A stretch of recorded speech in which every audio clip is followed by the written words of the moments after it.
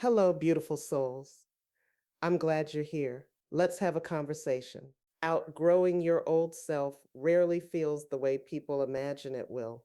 We tend to think growth will feel empowering, clear, confident, relieving. But most of the time, outgrowing who you used to be feels disorienting before it feels freeing. Because the truth is, your old self wasn't random. She wasn't weak or wrong. What she was built for survival. And that's what no one really tells you. When you begin to outgrow an old version of yourself, what you're really doing is loosening the grip of patterns that once kept you safe, patterns that formed quietly through experiences, expectations, disappointments, and moments where you learned what was required of you to belong, to cope, or to endure. This kind of change doesn't start on the surface, it starts underneath, in your nervous system, in your subconscious, in the stories you stop questioning because they once worked. Outgrowing yourself often begins with discomfort you can't immediately name.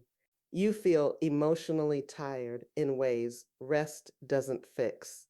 You notice irritation where there used to be tolerance. You sense resistance to things you once did automatically, not because something is wrong, but because something inside you is reorganizing.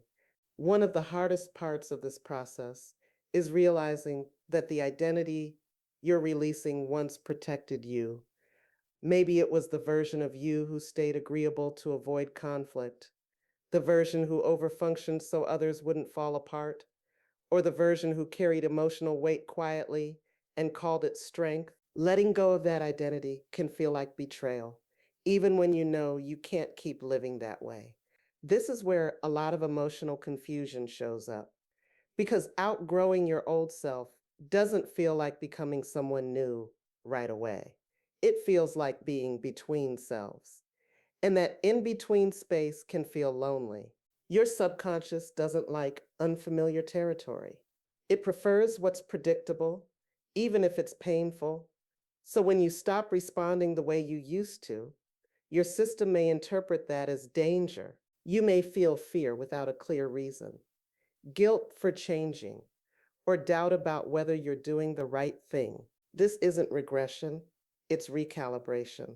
Another thing that no one really tells you is that emotional triggers often intensify right before a shift completes. You may find yourself reacting more strongly to things you thought you'd already healed. Old wounds may resurface, not because they're back, but because they're ready to be released at a deeper level. Healing isn't linear, it's layered. Each time you outgrow yourself, you meet familiar themes from a new level of awareness. And this is where self compassion matters more than discipline.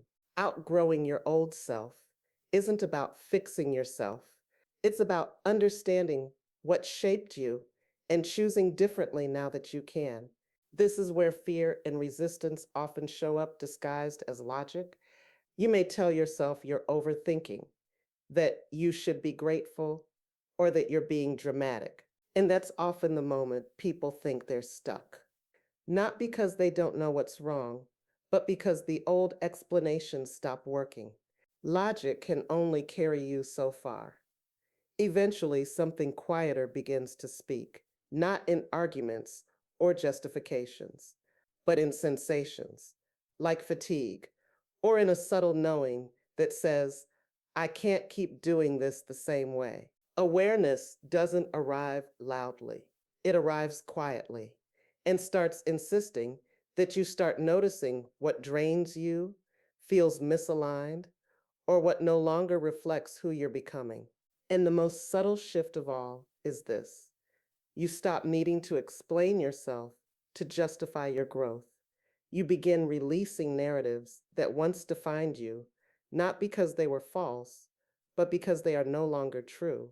This is an internal shift long before it becomes visible to anyone else. And if this season feels heavy or unclear, I want you to hear this. Outgrowing your old self is not failure, it's integration. It means you are no longer abandoning parts of yourself to survive. You are bringing them forward with awareness. This process asks for patience, for gentleness, and honesty to yourself. And if this reflection landed for you, know this: you're not alone. Conversations like these help us understand what's happening beneath the surface. When growth feels confusing instead of celebratory, I'm here every week holding space for moments like this. And if you want to stay in this conversation, I'd love to have you here. Please subscribe.